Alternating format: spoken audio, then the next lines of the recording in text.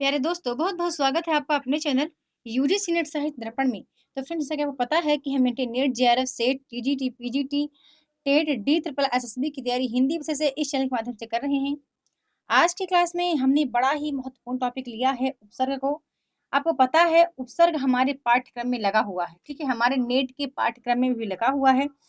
वहीं मैं बात करूँ कि उपसर्ग कहाँ-कहाँ पूछा जाता है, तो उपसर्ग जो है वो TGT, PGT, KVS, NVS, D triple SSB, यहाँ तक कि यदि आप एमपीपीएससी या फिर आईएएस या एसआई या फिर जितने भी एग्जाम होते हैं हिंदी साहित्य का जो भी टॉपिक उसमें लगा हुआ है, आपको पता है फ्रेंड्स, जनरल हिंदी सभी एग्जाम में पूछे जाते हैं, ठीक है? सभी परीक्षाओं में जनरल हिंदी पूछी ही जाती है।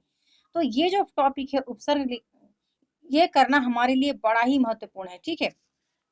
उपसर्ग को बड़े ही सरलता से मैंने समझाने का प्रयास किया है। तो चलिए देख लेते हैं। सबसे पहले हम बात करते हैं कि हिंदी भाषा शब्द निर्माण हेतु 4 प्रमुख युक्तियाँ हैं। अब वो कौन-कौन सी हैं? उपसर्ग है, परसर्ग या प्रत्यय है, संधि और समास है, ठीक है? याद रखिएगा कि हिंदी भाषा शब्द निर्माण हेतु 4 ये प्रमुख युक्तियाँ हैं, जो हिंदी के शब्दों में जुड़कर नए शब्दों का निर्माण करते हैं। है ना? इनके द्वारा कुछ ऐसे शब्द जोड़ दिए जाते हैं जिससे हमें एक नया शब्द हमारे लिए प्राप्त हो जाता है। सबसे पहले बात करते हैं फ्रेंड्स उपसर्ग की, कि उपसर्ग जो है वो जो शब्दांश किसी शब्द के पूर्व में जुड़कर उस शब्द के अर्थ को परिवर्तित कर देता है, उपसर्ग कहलाता है। ठीक है? कहीं-कहीं पर ऐसा भी इसकी परिभाषा पूछी जाती है कि जो शब्दांश शब्द के पूर्व में जुड़ता है उसे उपसर्ग कहते हैं। ठीक है? देखो, उपसर्ग शब्द की रचना उप और सर्ग के योग से हुई है। ठीक है? उप और सर्ग के योग से हुई है, याद रखिएगा। ठीक है? हम सभी जानते हैं कि उप का अर्थ समीप होता है या निकट होता है या पास होता है, ठीक है? उप का अर्थ समीप, निकट या पास होता है, वहीं पर सर्ग का अर्थ होता है सृष्टि करना, है ना? इस प्रकार उपसर्ग का अर्थ होकर अ अ, उपसर्ग का अर्थ हुआ पास में बैठकर दूसरे नए शब्द का अर्थ बताना या दूसरे नए शब्द को बनाना, ठीक है? जैसे मान लीजिए एक हार हमने शब्द लिया, हार शब्द लिया, हार हो गया यहाँ पर या तो गले में पहनने वाला हार या एक हार हो गया, कहीं हमारी हार हुई, कहीं जीत हुई, वो वाला हार। अब इसी में हमने प्र को यदि जोड़ दिया, प्र उपसर्ग को यदि हमने जोड़ दिया, है ना? प्र उपसर्ग का अर्थ होता है अधिक या आगे। प्र का अर्थ क्या होता है फ्रेंड्स? अधिक या आगे होता है प्र उपसर्ग का, ठीक है? तो हार में हमने प्र को जोड़ा, तो क्या हो गया? प्रहार हो गया, ठीक है? प्रहार हो गया, है ना? तो हम आगे बात करते हैं कि भाषा भेद के आधार पर उपसर्ग के 3 प्रकार माने गए हैं। वो कौन-कौन से हैं? संस्कृत उपसर्ग है, हिंदी उपसर्ग है, उर्दू फारसी उपसर्ग है। अब आपको पता है कि संस्कृत के जो उपसर्ग हैं, वो 22 उपसर्ग माने गए हैं, ठीक है?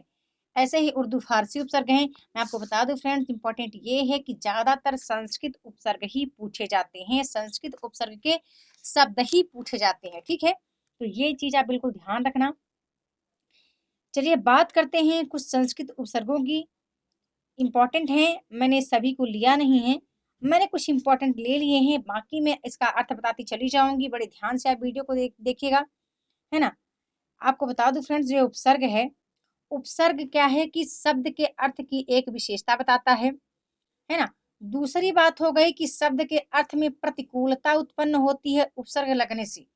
तीसरी बात हो गई कि शब्द के अर्थ में विशेष अंतर नहीं होता उपसर्ग लगने से, ठीक है? जैसे आरंभ, प्रारंभ, है ना? तो ये 3-4 स्थितियाँ हैं जो उपसर्ग के लगने से होती हैं। उम्मीद करती हूँ आपको वीडियो पसंद आ रही होगी, आपको समझ में भी आ रही है। ख़ासकर नेट में हमारे जो पाठ्यक्रम लगा है, तो मैं चाहती हूँ कि हम किसी भी टॉपिक से ना चूकें, कहीं ऐसा ना हो कि यही हमारे एग्ज़ाम में 2 नंबर का पूछ लिया जाए और ये 2 नंबर हमारा गलत हो जाए उपसर्ग का अर्थ न आने की दृष्टि से, ठीक है? उपसर्ग का जब हमें अर्थ नहीं आता रहेगा या हमें कौन से उपसर्ग संस्कृत के हैं, कौन से हिंदी के हैं, कौन से उर्दू फ़ारसी के हैं, ये नहीं आता रहेगा, तो कहीं न कहीं हम गलती करके आ जाएँगे। तो बात करते हैं कि अति का अर्थ जो होता है अधिक होता है, इसका उदाहरण है अतिक्रमण, अत्यधिक या फिर और हम ले सकते हैं अत्याचार ले सकते हैं, सय में हमने अति को जोड़ दिया, अतिशय हो गया। उत्तम में हमने अति को जोड़ा, अत्युत्तम हो गया। ठीक है, अब बात करते हैं अधिकार क्या होता है, तो ऊपर या श्रेष्ठ होता है। इसका हमने एक ही एग्जाम्पल लिया है, अधिकार, है ना। अधिकार है, अधिनायक है, अधिकरण है, अध्यादेश है, अधिशुल्क है, अध्ययन है, अधिपति है। ठीक है, आगे बात करते हैं अनुपसर्ग का। अनुपसर्ग का अर्थ है पीछे या समान। तो अनुभव हो गया, अनुभूति हो गई, अनुकरण हो गया, अनुरोध हो गया आदि। बहुत ज्यादा है, बहुत ज्यादा है। बस थोड़ा सा मैं आपको सजेस्ट करना चाहती हूँ, आपको याद दिलाना चाहती हूँ कि फ्रेंड्स आपके पाठ्यक्रम में ये लगा हुआ है, तो आप इनसे पीछे ना हटें, है ना। आगे बात करते हैं अभि का। अभि का अर्थ है सामने या और। अभिनय हो गया, अभिमुख हो गया, अभिज्ञान, अभिमान, अभ्यास। ठीक है, अभि उपसर्ग से बनने वाला उदाहरण। अब हो गया, अब का अर्थ है बुरा, हीन या उप। ठीक है, कहीं कहीं पर नीचे भी इसका आता है हीन, बुरा, उप। आप याद रखें। तो अवकाश हो गया, है ना, अवनति हो गया, अवगुण, अविशेष हो गया। ठीक है, अवज्ञा, अवतार, जितना भी आप चाहें ले सकते हैं। आ का अर्थ क्या होता है, तक या समेत। ठीक है, तक और समेत। तो आकर्षण, आकार, आकाश, आक्रमण, ये इसके उदाहरण हो गए, है ना। आगे बात करते हैं कि उत का अर्थ क्या होता है, तो उत का जो अर्थ होता है ऊपर या श्रेष्ठ होता है। ठीक है, ऊपर या श्रेष्ठ होता है उत का। उत से बनने वाला उदाहरण बनता है उत्थान, उद्गम, उन्नति, उद्योग, उच्चारण, उल्लंघन, उत्कर्ष। ठीक है, आगे आता है उप। उप का अर्थ होता है निकट या छोटा। उपकार, इसका उदाहरण है उपस्थित है, उपदेश है, उपग्रह है ना। ये चीजें आपके प्रैक्टिस से आएंगी, जब आप इसका प्रैक्टिस कर लेंगे, एक दो बार आप उसको पढ़ लेंगे। और खासकर उपसर्ग और उसका अर्थ आपको यदि याद है तो ये बिल्कुल चीजें बहुत सरल हैं। दुस, दुर, ठीक है, दोनों ही उपसर्ग हैं। इसका जो अर्थ होता है कठिन या बुरा होता है। दुस से बनने वाला उदाहरण है दुस्साहस है, दुष्कर है, दुस्साध्य है, दुर्भाग्य है, दुर्बल है, दुष्कर्म है, दुर्लभ है, दुर्दशा, दुर्घटना। आगे बात करते हैं नि का। तो नि उपसर्ग जो है नीचे या निषेध इसका अर्थ होता है। इसका उदाहरण हम ले लेते हैं, तो नियुक्ति है, निबंध है, निवास है, निषेध है, नियम, आदि आदि। ठीक है, अब हम पर की बात करते हैं।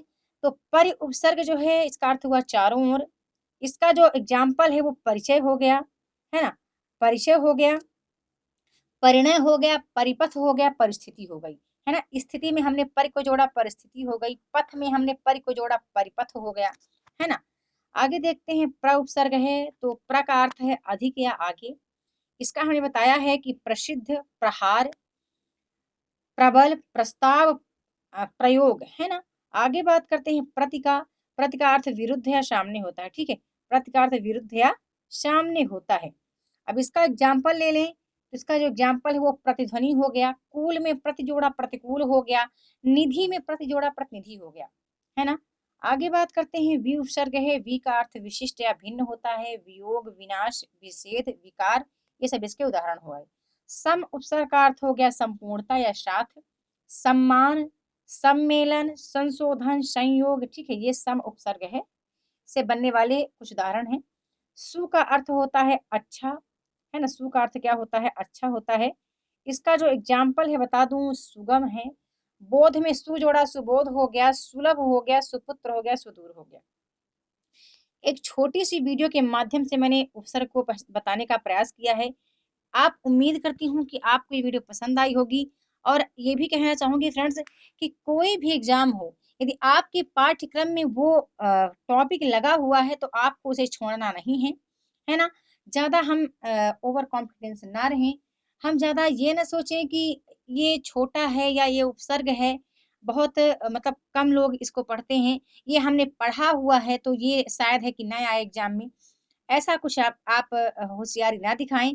मैं आपसे निवेदन करूंगी कि जो पाठ्यक्रम में लगा है उपसर्ग, प्रत्यय, संधि, समास, जो कुछ भी है आपके पाठ्यक्रम में, उस पर आप दृष्टि अवश्य रखें और अपनी तैयारी को सही दिशा दें। ठीक है, तैयारी को सही दिशा दें। अब यहीं पर कहना चाहूंगी, हमारा जो इकाई एक है फ्रेंड्स, शब्द निर्माण की युक्तियां तो हमने यहाँ देख ही लिया। हम कल हमारा जो अगला टॉपिक आएगा वो प्रत्यय प्रसर्ग से होगा। आपसे कहना चाहूंगी, यहीं पर आपको देखना है मानक हिंदी की व्याकरण संरचना। ठीक है, मानक हिंदी की व्याकरण संरचना को फ्रेंड्स आप जरूर देख लेना। ये आपके लिए इंपॉर्टेंट करना, इंपॉर्टेंट इसलिए है क्योंकि इसमें पद रचना जो है, संज्ञा, सर्वनाम, विशेषण, क्रिया, कारक, व्यवस्थापक, लिंग, वचन, वाक्य, ये जरूर आप देख लेना। ठीक है, क्योंकि यहाँ से भी प्रश्न बनने के चांस रहते हैं। हिंदी शब्द की व्यवस्था तथा शब्द संपदा को देखना, हिंदी भाषा की स्वर्ण व्यवस्था को देख लेना, है ना? ये इम्पोर्टेंट है आप सबके लिए करना, इसलिए मैंने इस वीडियो के माध्यम से समझाने का प्रयास किया है। अगर आपको वीडियो पसंद आए तो आप चैनल को लाइक, सब्सक्राइब, शेयर किया करें अपने मित्रों के साथ। और आप बता सकते हैं कि आपका कौन-सा टॉपिक है जो आपको बहुत डिफ़िकल्ट लग रहा है, उस पर एक सूक्ष्म वीडियो बनाने की मैं कोशिश करूँगी, ठीक है? तो वीडियो पसंद आए तो शेयर किया करें, अवश्य शेयर किया करें। वीडियो के साथ बने रहने के लिए बहुत-बहुत धन्यवाद।